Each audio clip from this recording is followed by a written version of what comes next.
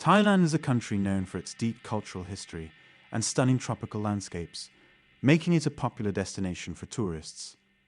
In 2019, Miriam Beelte, a solo traveler, decided to explore the beauty of this nation during a detour from her business trip. However, her excursion took a tragic turn when she met an untimely end under suspicious circumstances. The investigations into her death revealed surveillance footage that told a haunting story. Greetings viewers, welcome back to another video by the Midnight Investigator. Today we delve into the case of Miriam Beelte. If you enjoy following unsolved and strange cases, make sure to subscribe to the Midnight Investigator, as we bring you such stories on a weekly basis. So grab a coffee, find a comfortable seat, and join me as we unravel the case of Miriam Beelte. Thailand, Miriam Beelte. Today, we revisit a familiar tropical paradise, the beautiful country of Thailand. If you're a regular viewer of Coffee House Crime, you might remember the series of murders in Kota, another island in Thailand. However, this time, we find ourselves on the lesser-known island of Koh Cham. While it is one of the closest islands to the capital city of Bangkok, it remains relatively undiscovered by tourists. Unlike the popular holiday hotspots of Koh Samui, Koh Phangan, and Koh Phi Phi, Koh Cham relies heavily on its fishing industry for income. Nonetheless, it still offers an authentic Thai experience to travelers seeking something beyond the usual tourist destinations. In March 2019, Miriam Beelte, a 26-year-old German tourist, visited Koh Cham to immerse herself in the island's authentic atmosphere. Miriam, a confident and methodical young woman, had a successful career as a mechanical engineer. Her work often took her on international travels, and this time she decided to mix business with pleasure by exploring Thailand's cultural heritage and natural beauty. After completing her work with the company's suppliers, she boarded a flight to Bangkok, the capital city. Traveling alone always carries some element of risk, but Miriam was experienced and cautious. She took necessary precautions to ensure her safety, such as avoiding going out alone after dark and staying vigilant of her surroundings. Although she felt generally safe while traveling, Miriam was aware of the potential vulnerability of being a young woman alone in a foreign country. Nevertheless, she didn't let fear hinder her travels and wasted no time in enjoying the Thai sun upon her arrival in Bangkok.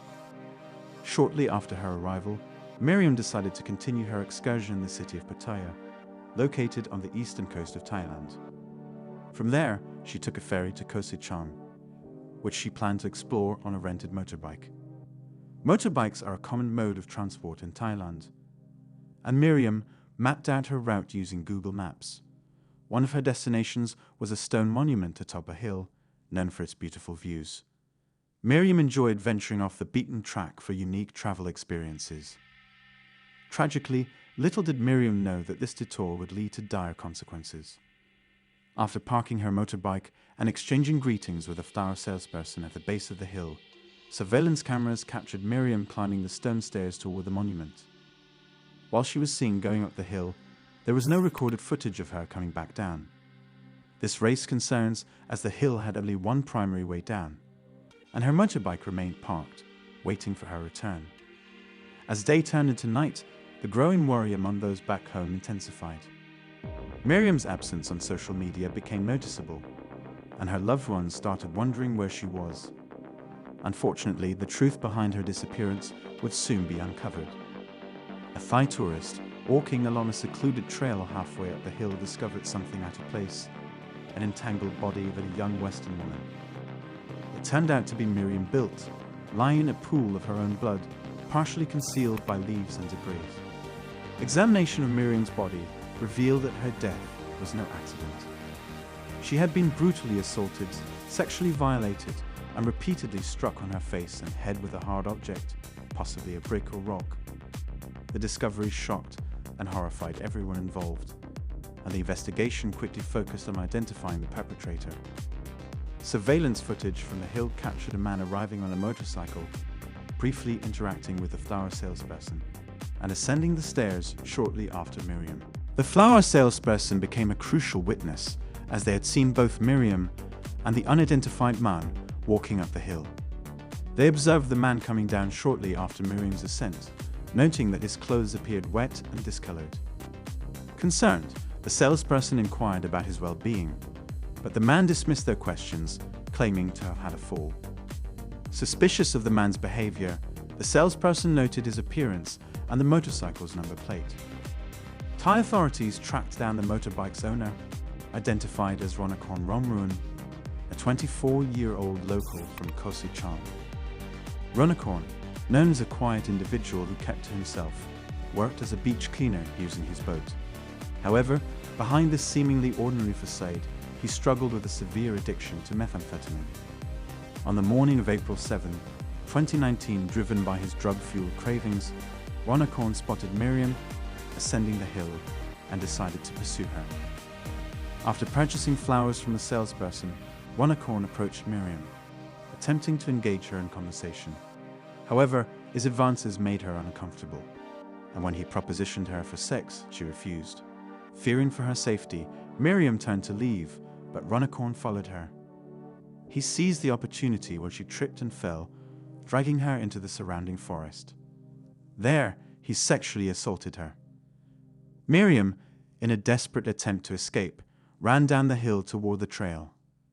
However, Ronakorn caught up with her and repeatedly struck her head with a brick, resulting in her untimely death. Ronakorn callously left her body partially concealed and returned home, where he washed his blood-stained clothes and carried on with his daily routine. But his freedom was short-lived, as he was swiftly apprehended the following day while working on his boat. Ronakorn's arrest led to a swift confession, supported by the overwhelming evidence against him, including surveillance footage, forensic evidence from the crime scene and Miriam's body, and his own admission of guilt. The trial progressed quickly, and just 3 months after Miriam's murder, Ronakorn faced his sentencing. The court found him guilty and sentenced him to death for his heinous crime. The Thai public, including the residents of Koh Chang, expressed their horror and shame regarding this tragedy. The local community united to pay their respects to Miriam, laying flowers, mourning her loss, and praying for her and her family's peace. They hoped that this isolated act of violence would not tarnish the island's reputation and discourage future tourists from visiting.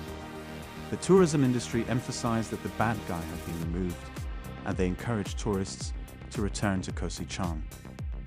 Miriam's tragic passing left a lasting impact, prompting the University of Hanover to establish a scholarship in her name. This scholarship supports aspiring engineers in need of financial aid. As for Ronakorn, he awaits his punishment on death row. While this case highlights the swift resolution within Thailand's judicial system, it also reveals the country's commitment to maintaining its peaceful reputation and ensuring the safety of its residents and visitors. As we conclude this case, I want to express my gratitude for joining me today. If you found this story interesting or learned something new, please remember to like the video and subscribe to The Midnight Investigator. Feel free to share your thoughts in the comment section below. Take care of each other and stay safe until our next investigation. Thank you and goodbye.